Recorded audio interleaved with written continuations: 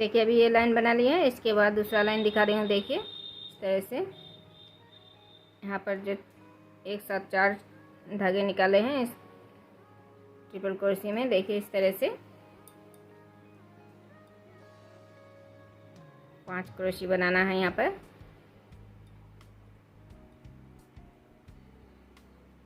इस तरह से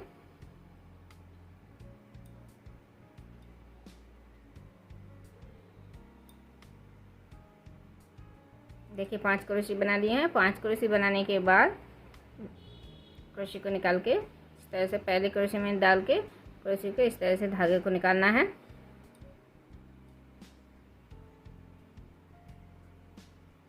फिर देखिए यहाँ पर जो 7 क्रोशे बनाए हैं इसमें इस पहले क्रोशे को छोड़ के इस चेन में 1 क्रोशे और इस दूसरे चेन में 1 क्रोशे बनाए।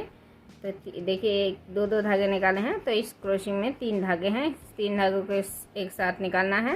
फिर 1 2 चेन बनाने के बाद अभी इसी क्रोशे में जिस क्रोशे में क्रोशे 1 बनाए हैं उसी क्रोशे में 1 क्रोशे बनाए, सिर्फ 2 धागे निकाले। अभी दूसरे चेन में फिर से 1 क्रोशे बनाए, सिर्फ 2 धागे निकाले और इन 3 धागों को एक साथ इस तरह से निकालना है। फिर 1 2 चेन बनाने के बाद फिर इसी चेन में जिस चेन में 1 क्रोशे बनाए उसी चेन में 1 क्रोशे फिर से बनाना है, सिर्फ 2 धागे निकालना है। फिर दूसरे क्रोशे में 1 क्रोशे बनाना है, सिर्फ 2 धागे निकालना है और इन 3 धागों को एक साथ निकालना है। फिर 2 चेन और अभी फिर से इसी चेन में 1 क्रोशे जिसमें 1 क्रोशे बनाए हैं, अभी दूसरे चेन में 1 क्रोशे।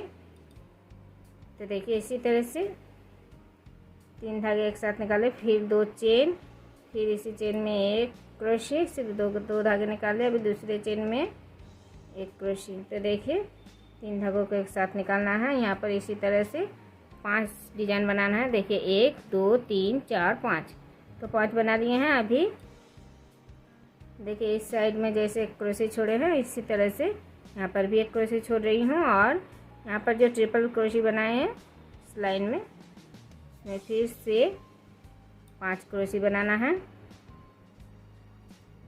1 2 3 4 और ये 5।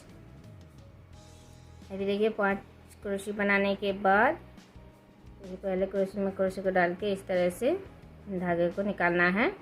अभी फिर से उसी तरह से जिस तरह से बनाए, देखिए 1 क्रोशे छोड़ने के बाद इस चेन में 1 क्रोशे, फिर 2 धागे निकाले, अभी दूसरे चेन में 1 क्रोशे, फिर 3 धागों को एक साथ निकालना है।